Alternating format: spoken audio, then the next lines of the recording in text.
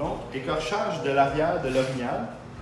En ce moment, on a un orignal un peu plus petit, donc un animal assez jeune. Donc, je vais vous montrer les bases pour écorcher un orignal qui a été séparé en quartiers par le chasseur. Donc, le chasseur dans le bois l'a séparé en quartiers pour faciliter le transport. Donc, voilà. J'ai un arrière ici. Première étape pour un arrière, ben, il faut savoir où est l'extérieur de l'animal, donc côté avec toute la fourrure, et où est l'intérieur de l'animal. Parce qu'en déterminant lequel est le côté de l'intérieur, ça va être beaucoup plus facile de se faire une incision dans la peau en faisant le moins de poils possible. Si je commence mon incision d'ici, puis que je descends de ce côté-là, il n'y aura jamais de sortie pour éviter de faire du poil. Donc, ce que je fais, c'est que je viens énumérer lequel côté est à l'intérieur et ensuite, je vais pouvoir commencer mon écorchage. Je veux aller me faire un endroit où je peux commencer à fendre ma peau par en dessous. Donc, je vais dégager ma peau par en dessous et ensuite, ce que je veux, c'est aller suivre ma peau jusqu'en haut. Donc, je vais faire une incision.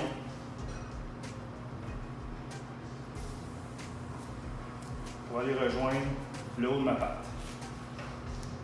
En passant de l'intérieur, je viens faciliter la tâche parce qu'il y a moins de viande aussi dans le coin du jarret. Ici, je peux aller m'appuyer directement contre l'os. Donc, m'assurer que je viens endommager moins de viande. Une fois que j'ai fait mon incision d'un bout à l'autre, là, je peux commencer à dégager la peau de chaque côté. Le principe est pas mal le même que dans le chevreuil.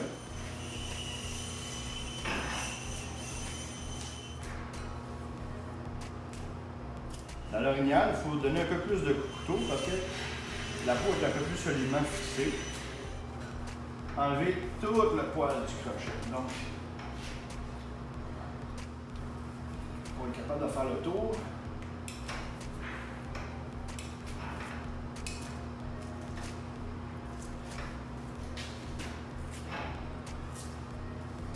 On va se faire le plus d'espace possible. En arrière du tendon ici. Et puis on fait un petit tour sans couper le tendon. Ça va nous permettre de le décrocher et de le remettre au bon endroit.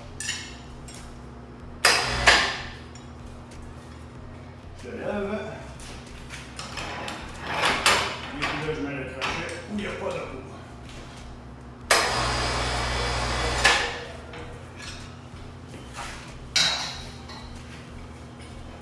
Vous voyez, il n'y a plus de peau en arrière de mon crochet. Donc là, je suis sûr d'être capable de descendre la peau sans avoir le crochet dans les dents.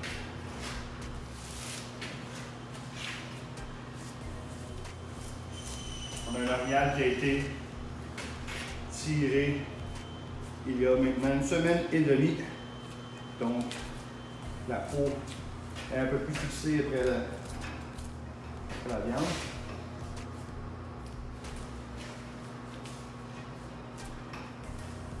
Quand on arrive sur les côtés, on va essayer de se dégager la peau de la viande parce que c'est la partie séchée. La partie séchée, tout est un peu plus difficile à écorcher.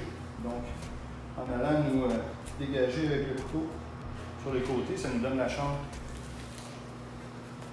de mieux tirer dessus.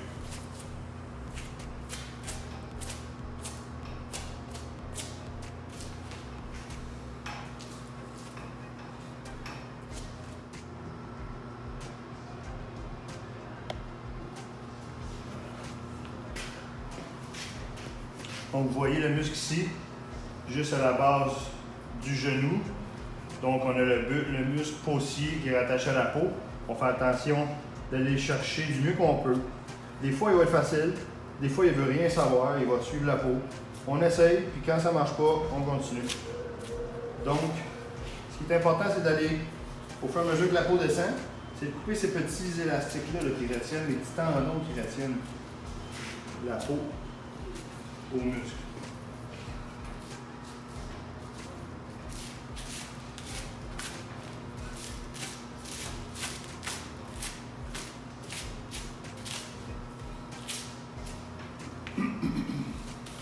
En faire ces petits tendons-là jusqu'en bas, en s'assurant que de chaque côté, on a été chercher le maximum. Donc, on est du côté séché, fait qu'on est correct. Donc, on a enlevé la fourrure et la viande, elle est intacte. Quelques petits muscles entaillés ici, mais en autant que vous sachiez ce que c'est, il n'y a pas de problème. Comme ça, c'est un muscle qui va finir dans la veine hachée. C'est vraiment pas grave. Si on entaille le muscle qui est ici, la belle longe, comme ça, ou comme ça, bien là, on vient entailler un muscle qui va servir à faire des côtelettes ou des steaks. Donc, idéalement, on fait attention aux parties nobles et on garde les parties moins nobles pour la viande hachée. Donc, ici, on a un filet mignon qui a déjà été enlevé. On va rentrer énormément dans le muscle ici. Là, nous, on va avoir un parage supplémentaire à faire au niveau de la découpe. Pour ce qui est de l'écorchage, l'arrière est terminé. Pour ce qui est de l'avant, souvent l'avant va être accroché par les côtes en haut ici. Donc, c'est par là qu'on va commencer aussi l'écorchage, par le côté des côtes. On ne commencera pas par la patte comme on le fait dans l'arrière. Donc, on va couper la partie séchée pour se rendre à la peau. Donc ici, on se rend à la peau. Directement à la peau en passant derrière le muscle. Entre le muscle et la peau, c'est-à-dire, mais là, on a fait tout le haut, donc la partie séchée. Maintenant, ça va nous permettre d'aller descendre la peau de façon linéaire. Là, dans notre situation, on n'a pas de treuil ici. On a un treuil, mais on ne peut pas s'accrocher au sol. Donc, avoir un treuil et puis pouvoir s'accrocher au sol. On accroche la peau au sol et on lève la carcasse au fur et à mesure. Donc, ça nous permet de ne pas avoir à tirer avec vos mains, mais de tirer avec votre outil.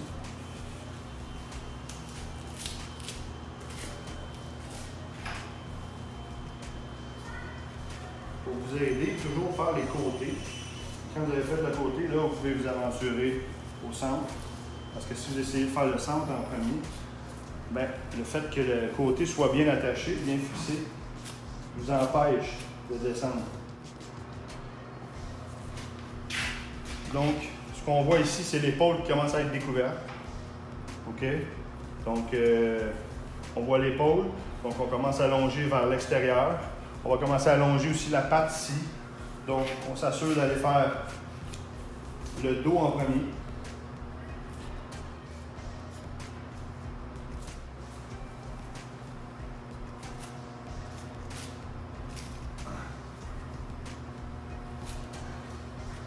Je suis en bas.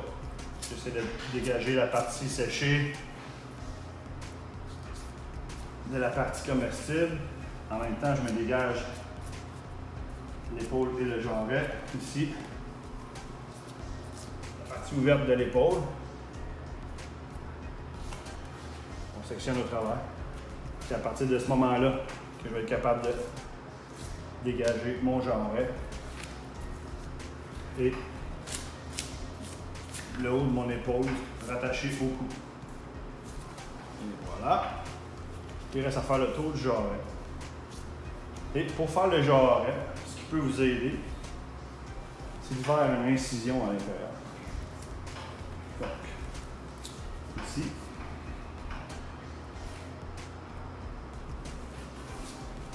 On est rendu en bas. Si on fait un peu de poil, le poil tombe à terre et il ne va pas tomber sur notre carcasse.